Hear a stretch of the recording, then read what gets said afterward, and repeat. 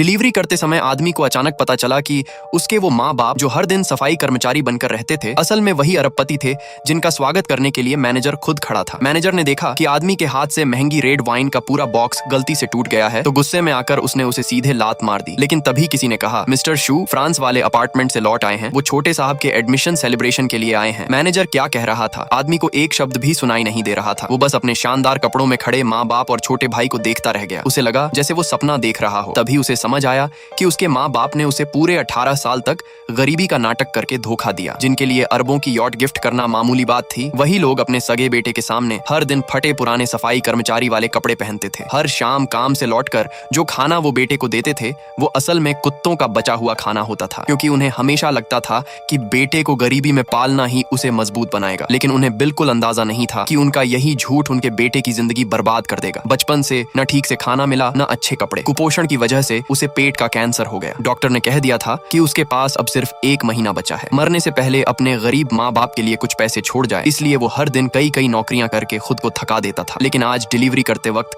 उसके सामने उसके माँ बाप का सच आ गया। उस पल उसके दिल में अपने माँ बाप के लिए नफरत चरम पर पहुंच गई। भावनाओं में टूटकर उसके हाथ से महंगी शराब जमीन पर गिरकर टूट गई। मैनेजर गुस्से से चिल्लाया, तूने इतनी महंगी शराब तोड़ दी और ऊपर से ऐसे खड़ा है। वो आदमी को पकड़कर जबरदस्ती अरबपति परिवार के सामने घुटने टेकने को मजबूर करने लगा। तभी पिता बोले, छोड़ो भी, मेरा बेटा यूनिवर्सिटी में एडमिशन ले चुका है, मैं खुश हूँ। कुछ लाख की शराब ही तो टूटी है, टूटने दो। असल में उस दिन आदमी ने काम पर मास्क पहना हुआ था, इसलिए उसके अपने माँ बाप भी उसे पहचान नहीं पाए। मैनेजर ने राहत की सांस ली और जल्दी से उसे वहां से निकाल दिया, कहीं बाद में अरबपति परिवार उससे पैसे न मांग ले। फिर पिता गर्व से बोले, सियान ने न सिर्फ ग्रेजुएशन किया बल्कि शहर में टॉप भी किया। हमने इतने साल अपनी पहचान छिपाकर उसे गरीबी में रखकर उसे अच्छे संस्कार देकर पाला है। पिता ने फैसला किया कि वो बेटे की एक और गर्मियों तक परीक्षा लेंगे और नए सेशन की शुरुआत पर उसे एक बहुत बड़ा सरप्राइज देंगे। लेकिन उन्हें बिल्कुल नहीं पता था कि उनका बेटा अब मौत के बेहद करीब पहुंच चुका है। रात को जब वो घर लौटे तो हमेशा की तरह फिर से सफाई कर्मचारी वाले कपड़े पहन लिए। बाहर से बचा हुआ खाना पैक करवा कर लाए और बेटे के सामने रख दिया। लेकिन इस बार आदमी उन बचे हुए खाने को घूरते हुए धीरे से बोला, पापा मम्मी आप लोग खुद ये खाना क्यों नहीं खाते? माँ को उसके बदले हुए व्यवहार का एहसास नहीं हुआ। वो मुस्कुराकर बोली, पगले, हमें तकलीफ हो जाए तो क्या हुआ, घर में जो भी अच्छा है वो पहले तुम्हारे लिए है। फिर उसने अलमारी से बेहद सस्ते जूते निकाले और मुस्कुराते हुए कहा, ये तुम्हारे लिए गिफ्ट है, तुमने प्रांत में टॉप किया है ना। आदमी ने बिना किसी भाव के जूते ले लिए। कुछ देर चुप रहने के बाद उसने धीरे से कहा, माँ पापा मैं बीमार हूँ, मुझे इलाज के लिए कुछ पैसों की जरूरत है। ये पहली बार था जब उसने अपने माँ बाप से पैसे मांगे थे। लेकिन उसकी बात खत्म होते ही पालतू बेटा कमरे से बाहर आया और उल्टी सीधी बातें बनाते हुए बोला, मैंने पहले भी इसे कई लड़कियों के साथ घूमते देखा है। इतना सुनते ही माँ बाप का चेहरा बदल गया। उन्हें लगा कि बेटा